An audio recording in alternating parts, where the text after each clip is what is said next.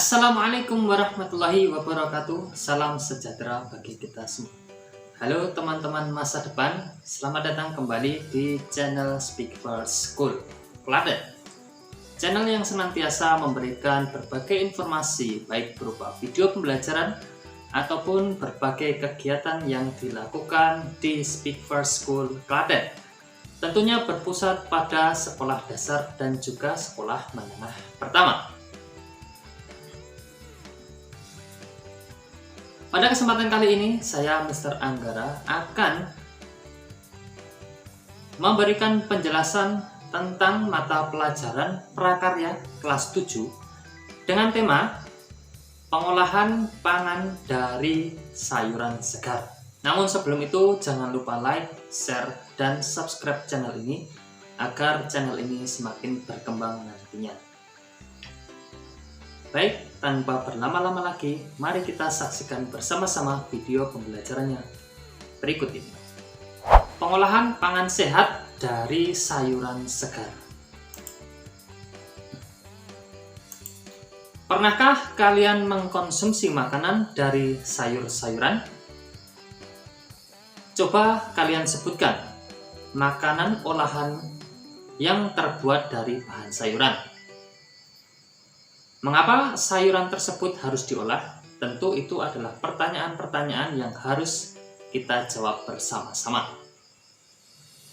Sayuran merupakan bahan pangan yang sangat diperlukan oleh manusia.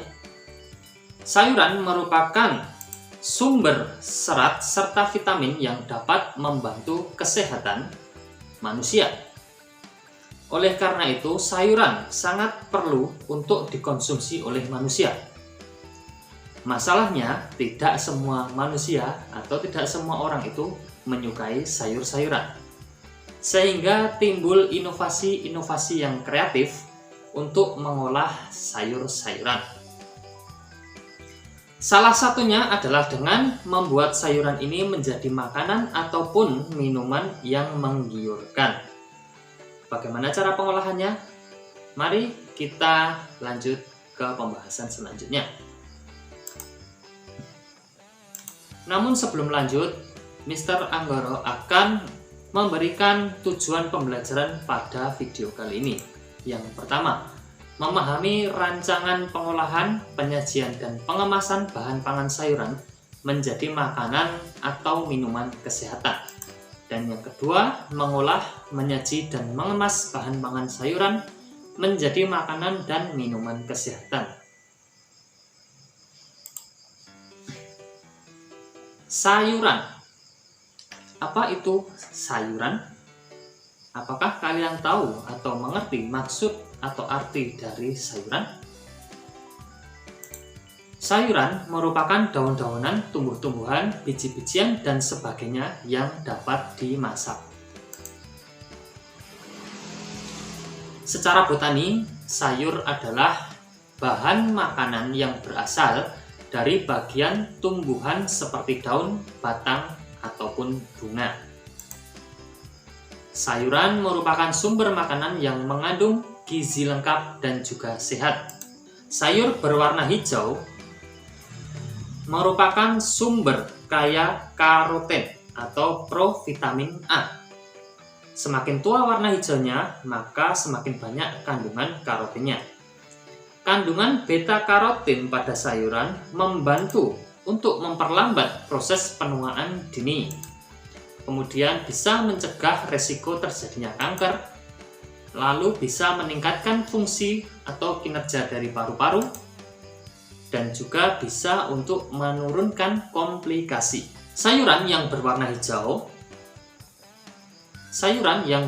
hijau tua antara lain kangkung, daun singkong, daun katuk, daun pepaya, genjer, dan daun kelor. Tentu masih banyak contoh-contoh yang lain yang termasuk sayuran berwarna hijau tua.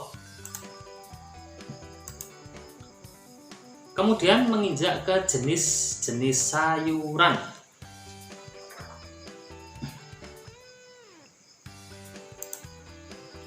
Yang pertama ada sayuran daun. Sayuran daun merupakan sayuran berupa daun dan umumnya yang dikonsumsi adalah daun sayuran tersebut. Contohnya ada bayam, kangkung, sawi, selada, seledri, dan tentunya masih banyak lagi contoh yang lainnya. Lalu yang kedua ada sayuran batang. Sayuran batang adalah jenis sayuran yang batangnya itu dimanfaatkan atau digunakan sebagai sayuran. Jadi batangnya itu yang dikonsumsi sebagai bahan pangannya. Contohnya ada rebung dan juga asparagus. Lalu yang ketiga ada sayuran akar. Sayuran akar merupakan sayuran yang dikonsumsi berupa akar. Contohnya wortel dan juga lobak. Lalu ada juga sayuran bunga. Sayuran bunga merupakan sayuran yang dikonsumsi bagian bunganya. Contohnya brokoli, bunga kol, kecombrang, dan juga bunga pepaya. Lalu ada juga sayuran buah. Merupakan sayuran yang berbentuk buah. Contohnya tomat, labu siam, terong, timun, ataupun paprika. Lalu ada juga sayuran biji. Adalah sayuran yang berbentuk biji-bijian. Contohnya seperti kacang merah ataupun kacang polong. Lalu ada juga sayuran umbi batang. Sayuran yang berbentuk umbi. Contohnya adalah singkong, talas, ubi jalar, dan juga gadung.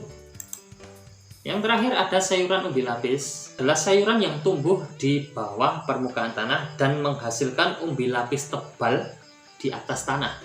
Contohnya seperti bawang merah, bawang putih, bawang bombay, dan juga daun bawang.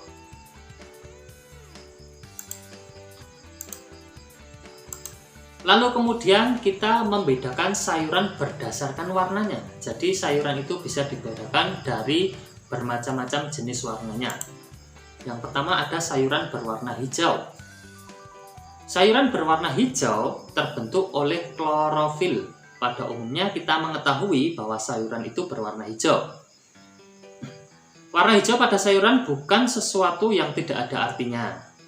Sayuran berwarna hijau kaya akan karotenoid yang dapat mengatasi radikal bebas penyebab kanker dan juga mengandung berbagai vitamin yaitu vitamin A, vitamin C, dan juga vitamin K yang bermanfaat bagi pembekuan darah dan pembentukan tulang. Contoh sayuran berwarna hijau adalah bayam, kangkung, dan juga daun singkong. Kalian bisa mencari contoh-contoh lain dari sayuran yang berwarna hijau. Lalu kemudian sayuran yang berwarna ungu. Sayuran berwarna ungu umumnya mengandung antocianin, sejenis antioksidan yang mampu menghambat terbentuknya gumpalan dalam pembuluh darah, sehingga resiko penyakit jantung dan stroke itu akan berkurang. Contohnya adalah terong, bawang, dan juga bayam ungu. Ada juga sayuran berwarna merah. Warna merah pada sayuran menandakan bahwa sayuran tersebut mengandung flavonoid yang berfungsi sebagai anti kanker. Contohnya ada kubis merah, sayur beet, tomat, dan juga cabai. Lalu ada juga sayuran berwarna orange atau kuning. Sayuran berwarna orange atau kuning menunjukkan bahwa sayuran tersebut memiliki kandungan beta dan alfa. Keduanya dapat berfungsi sebagai penghambat proses penuaan sel-sel dalam tubuh. Lalu juga bisa membantu meremajakan sel-sel tubuh dan memberikan sistem kekebalan agar tidak mudah terserang penyakit. Contohnya adalah ubi jalar, wortel, dan juga biji melinju.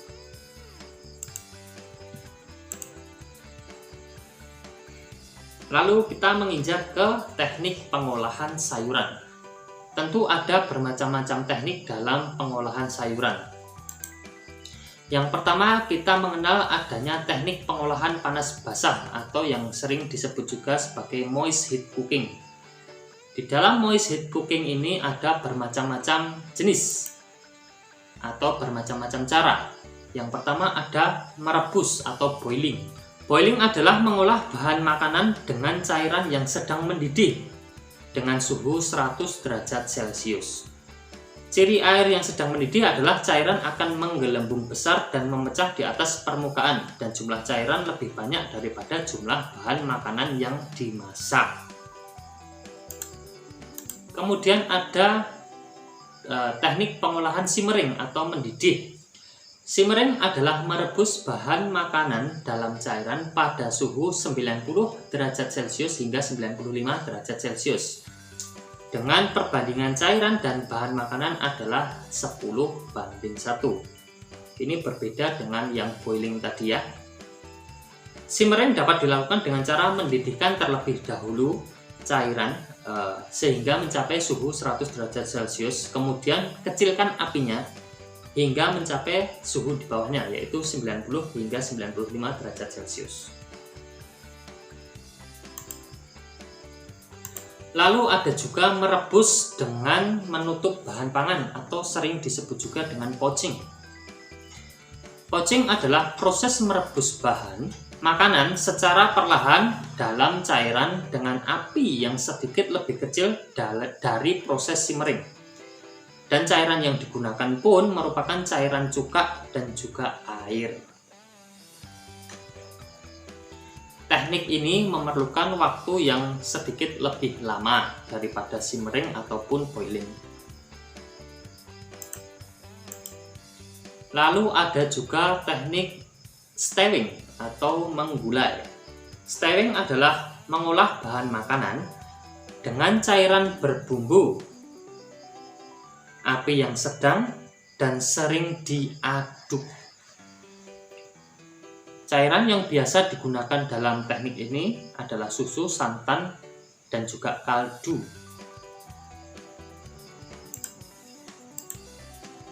Lalu ada juga merebus dalam sedikit cairan atau braising.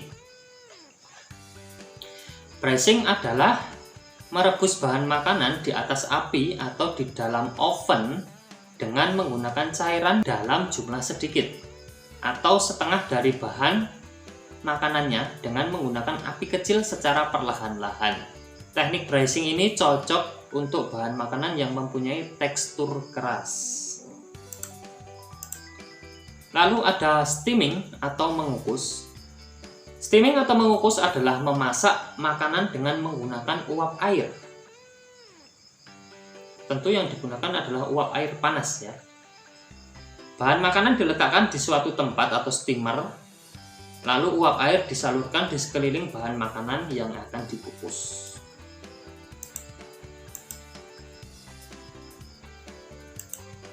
Lalu teknik pengolahan sayuran yang kedua, ada teknik pengolahan panas kering atau sering disebut juga dengan dry heat cooking. Teknik pengolahan panas kering atau dry heat cooking adalah mengolah makanan tanpa bantuan bahan dasar cairan untuk mematangkannya. Di dalam teknik ini ada beberapa jenis teknik juga. Yang pertama ada memanggang atau baking. Memanggang adalah memasak makanan di dalam oven dengan panas dari segala arah. Teknik baking ini umumnya digunakan untuk bahan sejenis roti, kue, ataupun yang lainnya. Lalu ada membakar atau grilling. Grilling atau membakar adalah memasak makanan dengan api terbuka dari bawah makanan yang dimasak. Alat yang digunakan untuk grilling disebut grill, yang dilengkapi dengan jeruji kawat yang berfungsi sebagai penahan makanan dan memberi tanda autentik yang menunjukkan bahwa makanan tersebut telah digrill. Kemudian ada roasting.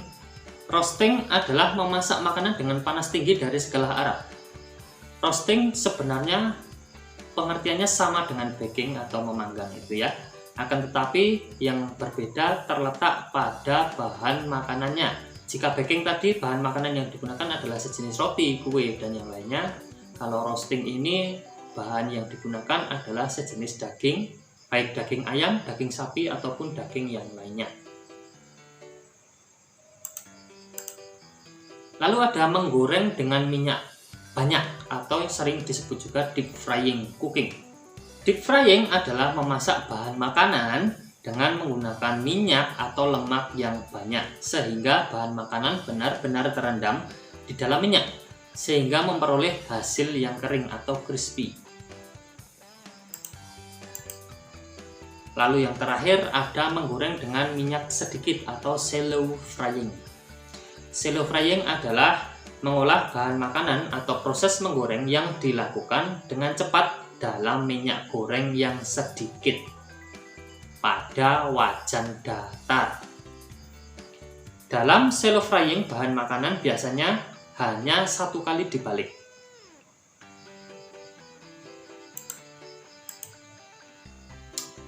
Baik, itu dia video pembelajaran prakarya kelas 7 untuk hari ini. Semoga bisa mendatangkan manfaat bagi kalian semua.